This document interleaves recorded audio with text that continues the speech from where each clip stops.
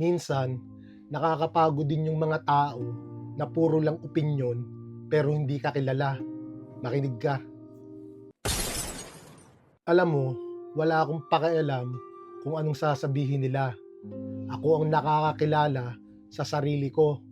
Alam ko kung anong kaya ko, ano ang gusto ko, at kung ano ang tama para sa akin. Hindi ibig sabihin na binabawi ko ang opinyon ng iba. Pero hindi ako nagpapaapekto sa negatibong salita. Bakit? Kasi ang totoong lakas galing sa loob. Kapag kilala mo ang sarili mo, hindi ka basta natitinag sa puna o kritisismo. Kaya kahit ano pang sabihin nila, alam mo na yung pinakamahalaga.